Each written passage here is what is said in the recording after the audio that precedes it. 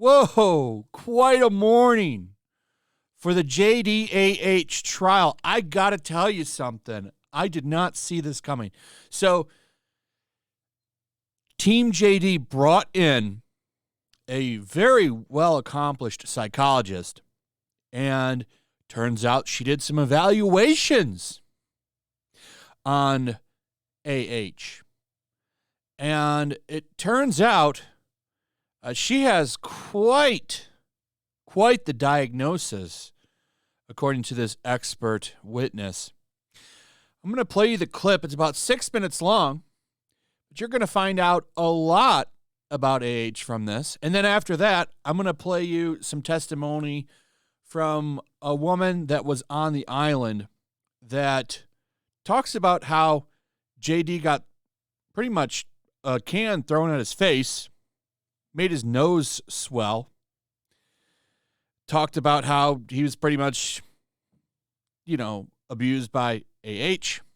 It's crazy. It's all these stories coming out. But turns out AH has borderline personality disorder. What were those opinions?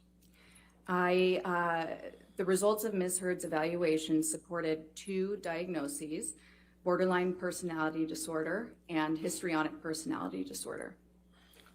What is? Yep, that's what I've been saying.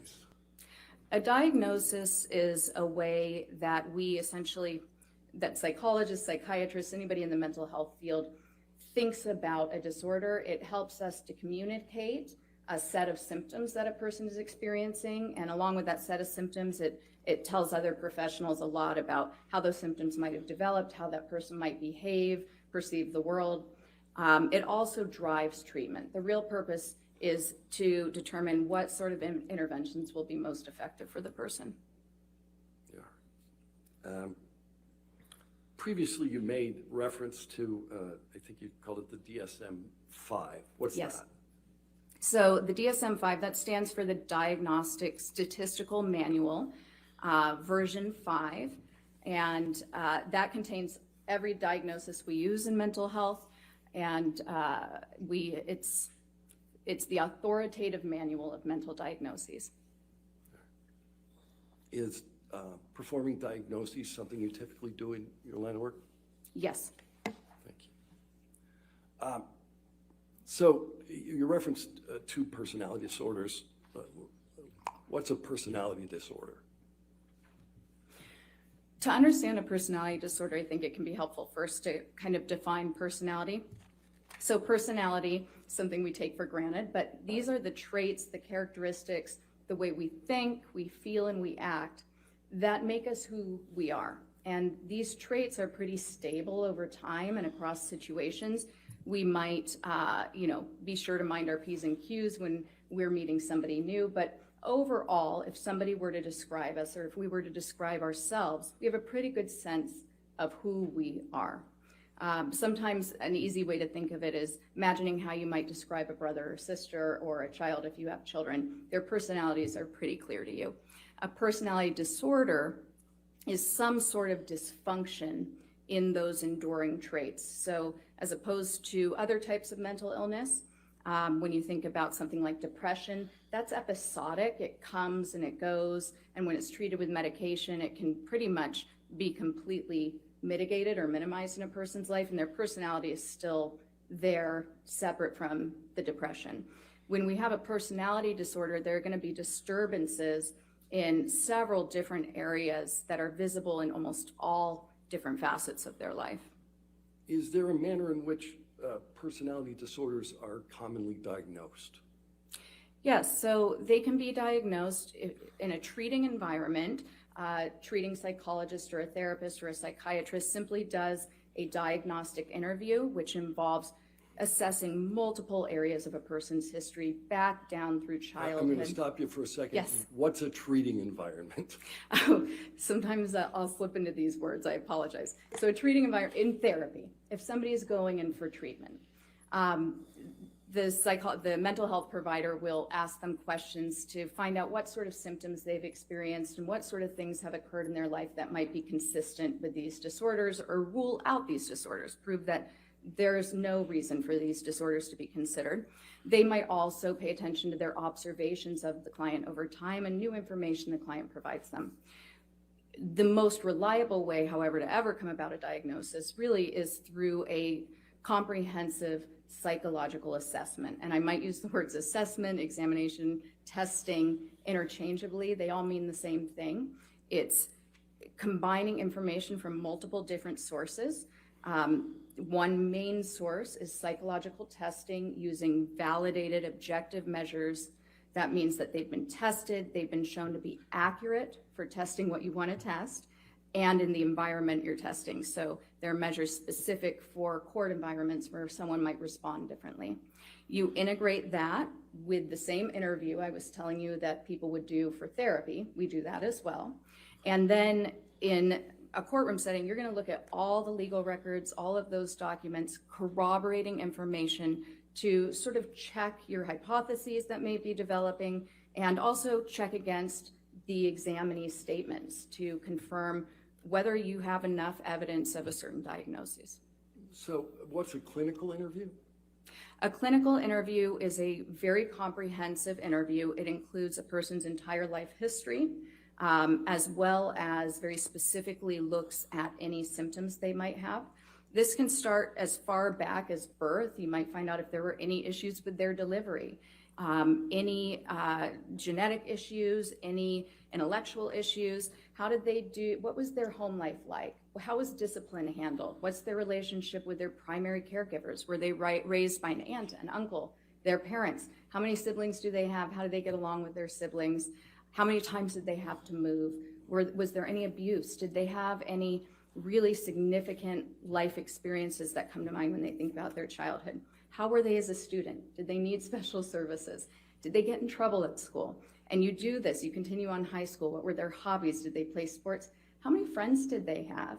Did they have any trouble keeping those friendships? Then you get into adulthood. Did they go to college? Did they not go to college? How come? What sort of jobs have they held? How did those jobs go? How did they end? That's always an important question. What sort of romantic relationships have they been involved in? How do they identify sexually, culturally? Let's see, what else? What sort of symptoms have they experienced? You go through the entire gamut of some of the main symptoms. You might screen for depression, any disorganized thinking. That means thinking that isn't necessarily in touch with reality, and any current distress they may be having today. How did you conclude that Ms. Heard suffers from the personality disorders that you identified? So there was information that supported it from multiple sources. I conducted testing, including one of the main tests that I used. She obtained scores that were consistent with those diagnoses. And then I also, there was evidence of those diagnoses in her records and in her self-report. Okay. Pretty big bombshell that just got dropped here. Now, of course, you know, a lot of people have been saying this, and it's, I mean, look at her visibly seething right here. She is not liking this. Ooh. This is funny, too. The whole of the internet currently Googling histrionic personality disorder. Let's take a look at what that is.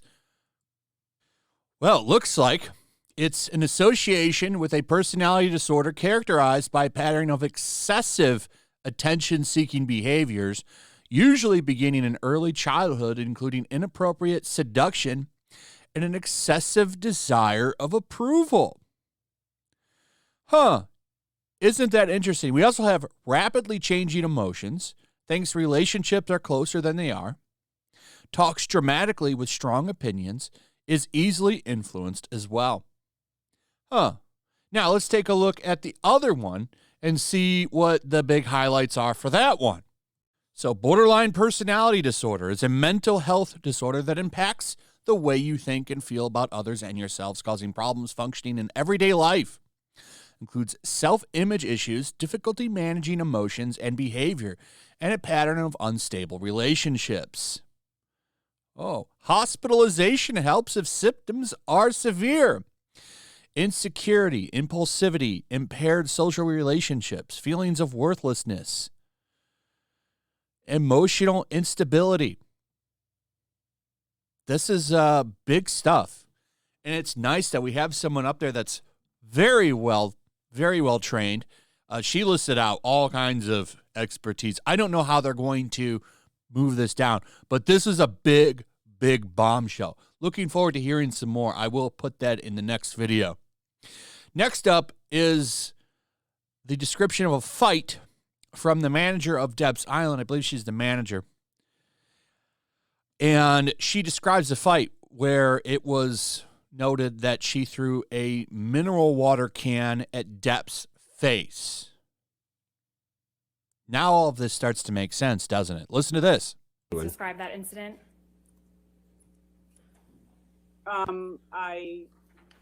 On the evening, we kind of called it a night. Dinner was finished. We wrapped everything up down here at the staff area in the kitchen.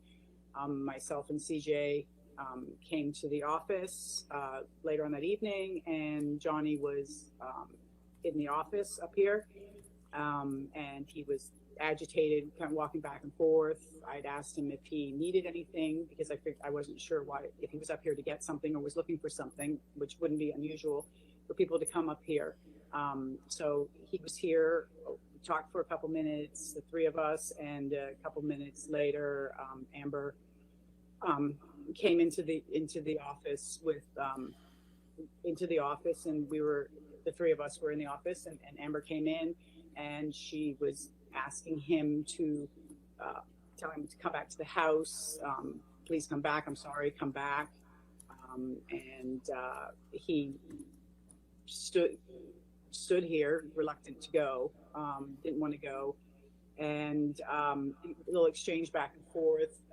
He left the office and got into his vehicle and started it up, and Amber went outside and stood in front of the vehicle, so that didn't drive away. Amber was standing in front of it, and again, she was asking him to don't leave. I'm sorry. Come back to the house.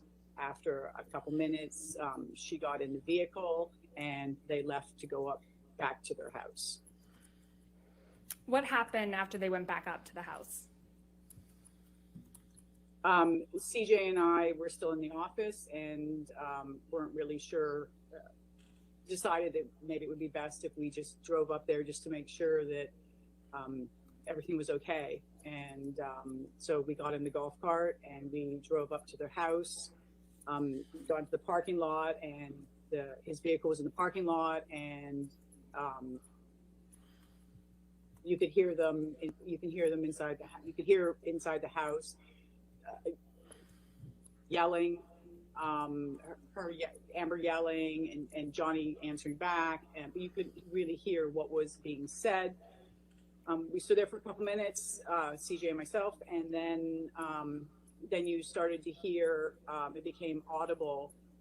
Amber was telling him that he was a washed up actor. He was going to die a fat, lonely old man. Then you heard, you hit me with a can. You heard Johnny say, you hit me with a can. And then he came down the steps, and Amber was behind him, and she had a bottle in her hand, was removed, and there was a brief pause at the moment, I think, of initial shock or uncertainty of why, that we were there. Neither Johnny nor Amber knew that we were there. He proceeded to walk back to the John Deere, and she again he was just sitting in the seat. Amber came up to him and was asking him to come back in the house, that she was sorry, please come back in the house. And he didn't come out of the seat, and she was hugging and kissing him, and I love you. She was telling him I loved you. He didn't react. Johnny sat there, eventually got out of the John Deere, and proceeded to start to walk away. At that time, Amber started to grab at him and his shirt, and trying to pull him back to the house. Just basically viciously trying to pull him back and get him back to the house and yelling at him. And at that point, I was between them and felt it was best, and I was getting worried about what was going to happen, and it was best that I remove him from the situation. And so CJ took Amber back to the house, and I walked Johnny over to the cafe, which was basically 30 seconds away from the house, because it was the only place I could take him to at the time. And you mentioned that Ms. Heard was viciously trying to pull Mr. Depp back. Can you explain what you mean by that? It was like clawing, grabbing at his clothes, grabbing his hair, trying to like pull him back, like an angry, like he was leaving and come back. He couldn't leave in the vehicle because the keys had been taken out. So there wasn't a way for Johnny to drive away. The only way was for him to walk away, and it wasn't a pleasant situation of wanting him to not leave, and angry and yelling and just yelling, come back, don't leave, and things like that. At any point, did Mr. Depp hit or touch Ms. Heard? Objection leading. All right, let's see the objection. Ms. Roberts, how did Mr. Depp react to Ms. Heard viciously grabbing him? He didn't. He stood there with his arms by his side, and he didn't do anything. Okay. Ms. Roberts, when you were back in the cafe with Mr. Depp, what happened next? I was concerned because I had heard him say that he'd gone. Objection to her being concerned. That's my response. I'll sustain as to concerned. All right. Okay, Ms. Roberts, without testifying as how you felt, what did you observe when you went back to the cafe with Mr. Depp? When we went back to the cafe, he had a mark across the bridge of his nose. I got a bag of ice to put on it so that it wouldn't swell. Just to make sure that it wasn't bleeding, and he walked over to the love seat at the cafe, and he laid down and went to sleep.